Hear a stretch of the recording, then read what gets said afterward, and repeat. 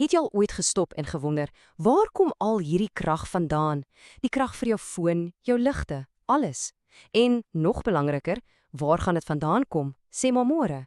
Wel, dis presies waaroor ons vandag gesels, volhoubare energie. So, kom ons spring weg. Ja, dis nogal die groot vraag, né? Dink 'n bietjie daaroor. Daai ligte wat nou aan is, die foon in jou hand, alles. Maar alles het krag nodig. Die vraag is net, waar kom dit vandaan? En miskien nog 'n groter vraag, waar gaan ons dit in die toekoms kry? Jy sien, vir 'n baie lang tyd was die antwoord eintlik heel eenvoudig. Fossielbrandstowwe. Dink aan steenkool, olie, daai tipe goed. Dis wat ons wêreld laat draai het. Maar, en is 'n groot maar, dit het 'n prys gehad vir ons planeet. Die goeie nuus is, daar's 'n beter, 'n skoner manier. En dis presies wat ons vandag gaan oopbreek. So, hierdie beter manier is nie net 'n klein idee nie, dis deel van 'n massiewe wêreldwye skuif. Hulle noem dit die skuif na skoon energie, en dit alles draai om een sentrale konsep: hernubare energie. Goed, hernubare energie klink dalk 'n bietjie tegnies, maar is eintlik 'n baie eenvoudige idee. Stel jou voor dis energie uit bronne wat nooit opraak nie. Die natuur hou aan om dit vir ons te gee. So, anders as steenkool wat ons kan opgebruik, gaan die son nêrens heen nie en die wind hou aan wy. En die beste deel, dis soveel skoner, baie minder besoedeling. Okay, so in hierdie wêreld van hernubare energie is daar so 'n paar hoofrolspelers. 5 om presies te wees. Jy het sonkrag, windkrag, hidrokrag, dan geotermiese energie en laastens biomassa. Ons gaan vinnig deur elkeen werk. Kom ons begin met die twee wat almal seker al van gehoor het. Reg, ons begin met die krag wat ons letterlik elke dag sien en voel, die son en die wind. En glo my, hierdie twee is besig om alles te verander oor hoe ons aan elektrisiteit dink. So hoe werk sonkrag nou eintlik? Dis verbasend eenvoudig. Daai blinkpanele wat jy deesdae oral op dakke sien, wel, hulle het spesiale selle in. Hulle noem dit fotovoltaïese selle en daai selle se hele werk is om sonlig op te vang. En dan, amper so stoorkuns, verander daai selle die sonlig direk in elektrisiteit. Net so. Natuurlik, geen tegnologie is perfek nie, so daar's altyd twee kante van die saak. Aan die een kant, die voordele is groot. Dis skoon, die sonlig self is natuurlik heeltemal gratis en as dit eers op is die lopende koste laag. Maar aan die ander kant die nadele. Jy's afhanklik van die son wat skyn en jou panele kan nogal duur wees om aan die begin te installeer. Goed, kom ons skuif oor na windkrag. Dink aan 'n ou plaaswindpomp, maar op steroïde. Dis basies dieselfde idee, net op 'n massiewe skaal. Die wind waai, stoot teen daai reuse limme en kry hulle aan die draai. Daai draaibeweging dryf 'n generator aan en voilà, daar's jou elektrisiteit. En net soos met sonkrag, is daar 'n kompromie. Die groot pluspunt, die skaal. Windplase kan ongelooflike hoeveelheid skoon krag maak. Maar die nadele? Wel, jy het plekke nodig met baie sterk konstante wind en jy het baie, en ek bedoel baie oop spasie nodig. So dis nie iets wat jy sommer enige plek kan opsit nie. So, ons het nou die son en die wind gedek, maar dis nie al wat die natuur ons bied nie. Kom ons kyk nou na die krag van water en die ongelooflike hitte wat diep binne in ons planeet opgesluit is. Hidrokrag of waterkrag is eintlik een van die oudste ouens in die spel. Dis 'n redelike eenvoudige proses. Jy bou 'n groot dam om 'n rivier op te dam. Dan laat jy daai water op 'n beheerde manier deur turbines vloei.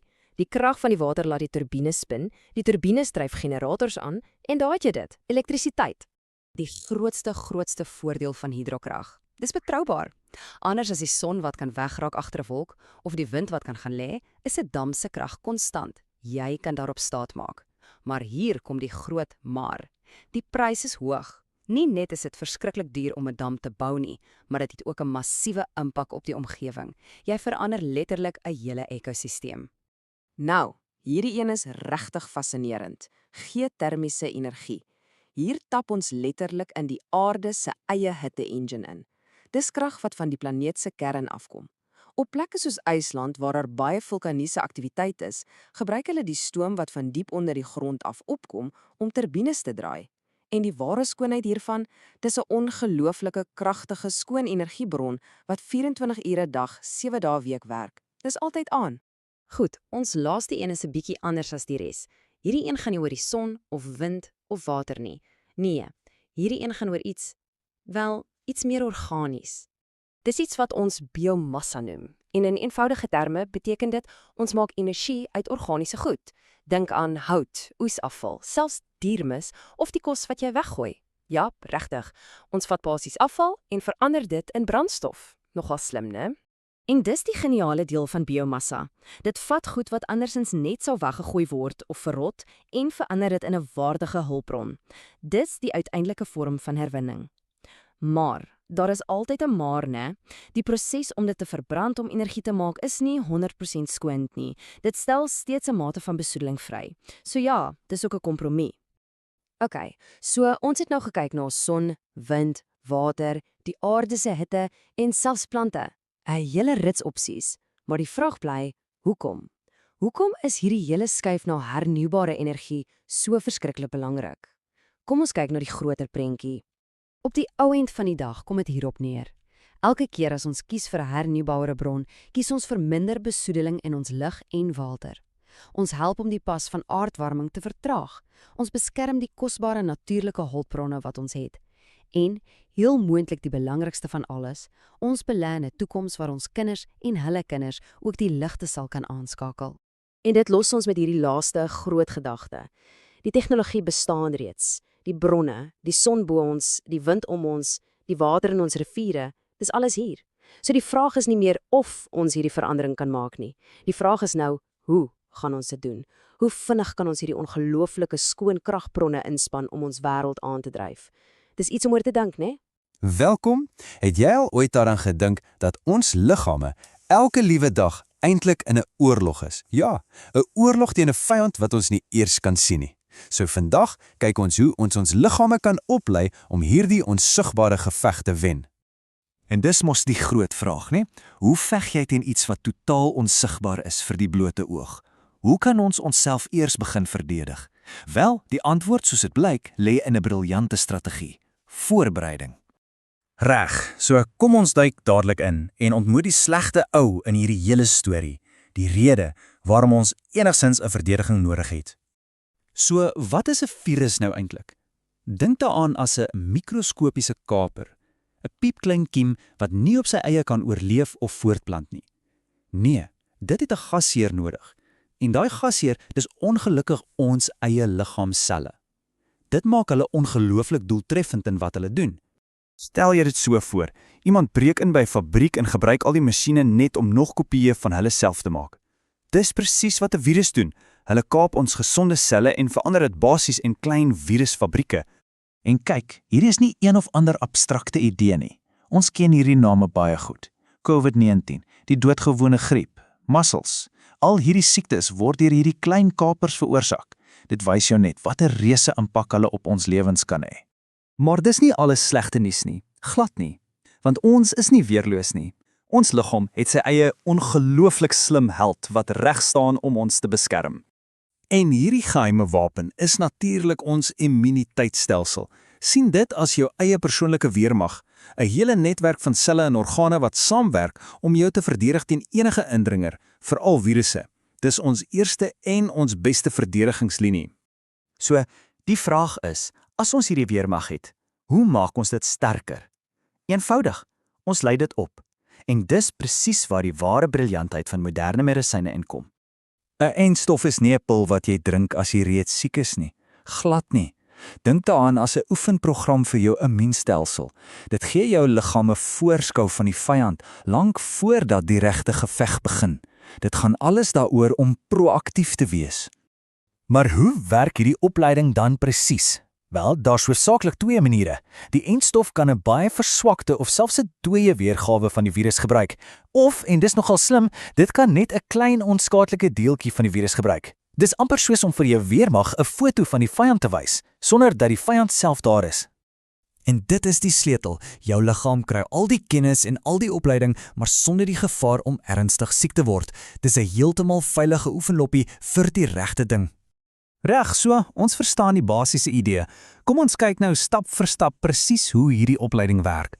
Hoe gaan jou liggaam van daai foto van die virus na 'n volwaardige verdedigingsplan? Dit is eintlik 'n 4-stap proses. Nommer 1, die inleiding, die enstof arriveer. Dan nommer 2, die analise. Jou immuniteitstelsel bestudeer hierdie indringer en leer al sy swakhede. Nommer 3 is voorbereiding. Jou liggaam begin spesiale wapens, ons noem dit teenliggaampies te maak, en dan, die belangrikste stap van almal, nommer 4, geheue. Jou liggaam onthou presies hoe hierdie virus lyk. So hierdie teenliggaampies, dink aan hulle as jou liggaam se eie spesiale magte, 'n elitespan. Hulle is spesifiek ontwerp en opgelei om net daai een virus te jaag en uithaal. Na die enstof se opleiding patrolleer hulle jou liggaam reg en gereed vir wanneer die regte vyand opdaag. Goed, so ons verstaan nou hoe dit op 'n persoonlike vlak werk. Maar wat is die uiteindelike beloning? Wat is die groter prentjie? Hoekom is hierdie hele opleidingsproses so 'n reuse stap vorentoe vir die mensdom? Maar die resultate spreek nogal vir hulself. Eerstens, dit keer natuurlik dat jy ernstig siek word, maar dis soveel groter as dit. Wanneer genoeg mense se immuunstelsels opgelei is, beskerm dit die hele gemeenskap. Ons bou saam 'n skild wat almal van ons veilig hou en sterker maak. En dis nie net 'n mooi idee nie. Die impak is werklik en dit is meetbaar. Kyk hierna. Enstowwe red meer as 2 miljoen lewens. Nie in totaal nie, elke liewe jaar. Dis 'n ongelooflike getal. Dis moeilik om jou kop om dit te kry, maar dit wys net hoe kragtig hierdie wetenskap is.